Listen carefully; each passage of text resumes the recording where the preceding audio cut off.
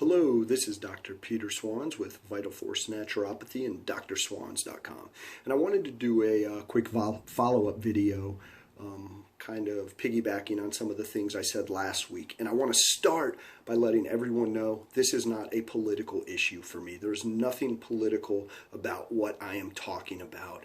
And if anything, the coronavirus pandemic has really illuminated how unfortunate it is that we have politicized so much around medicine and healthcare.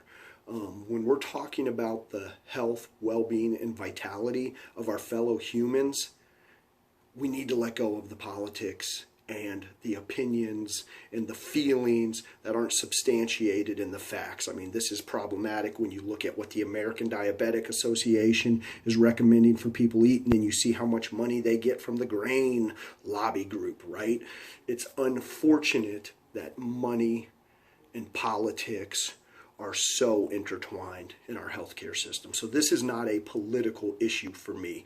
And when I posted my video last Friday, you know, it surprised me a little bit, but it didn't seem out of the realm of possibility that the World Health Organization then came out on Monday and was significantly stepping back on the idea of asymptomatic transmission. And then it's not surprising that the next day they backpedaled on that stance. And it's not because any new research has come out in one direction or the other.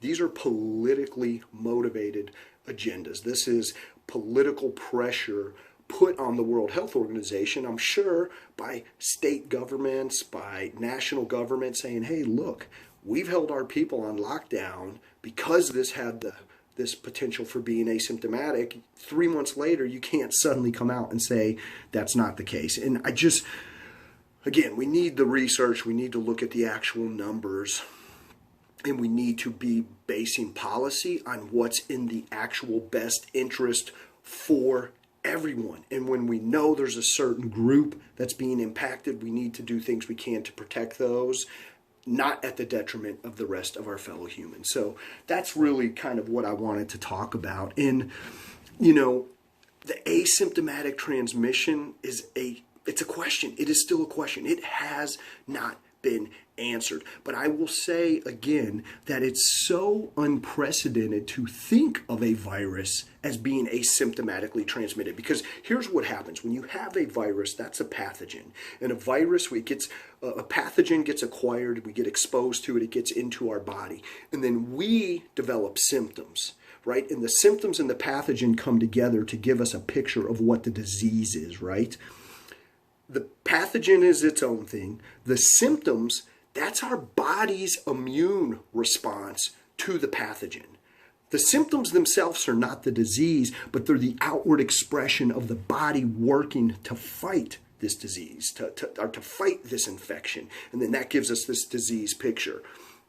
The symptoms aren't bad in and of themselves, right? We tend to focus on those from the conventional model.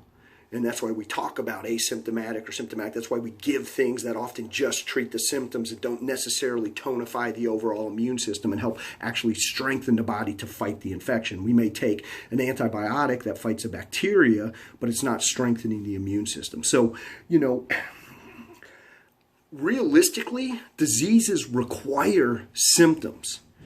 And the way diseases spread themselves is through the symptoms, through the coughing, through the sneezing. These virus particles that are in our body spread through that outward expression. So there's just not really any diseases or viruses that are, being transmitted in any major asymptomatic pattern. You know, pertussis is something unique that, and I'm going to post the research journal that demonstrates this, but we started to see a really big rise in pertussis or whooping cough cases. And there was a lot of speculation about what might have been going on. Was the, vaccine waning in its efficacy? Was there new strains that were becoming problematic? It was there were lots of theories on it. When researchers pulled together the data and looked at all of the cases and looked where they were coming up and looked at the numbers, you know what became really clear? Pertussis was being spread asymptomatically. And it was clear because of the numbers and because of the statistics. Who was spreading it? Interestingly enough, it was people that had been vaccinated. It was children that had been vaccinated. When they were vaccinated, after the fact, they were able to acquire a second infection, which created an immune response in the body, but it didn't cause any of the physical symptoms, the coughing or the fever that would be typical for someone getting a pertussis infection that wasn't vaccinated. And then because kids are gross and they spit when they eat and they spit when they talk and they don't wash their hands when they use the bathroom or really any other time unless your parents yell at them, it's an easy thing for kids to transmit to other children.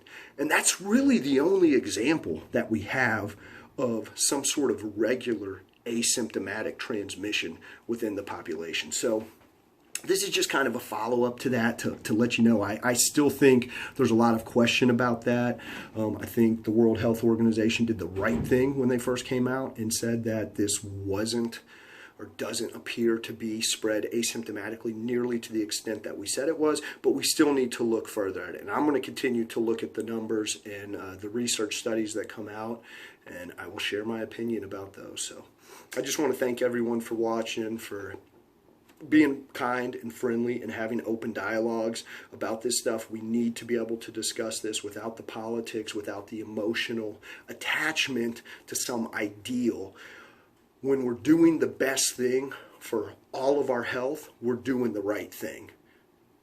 That's how we need to proceed. So check me out online, drswanz.com/connect. Thanks so much for watching. Peace, health, and love always.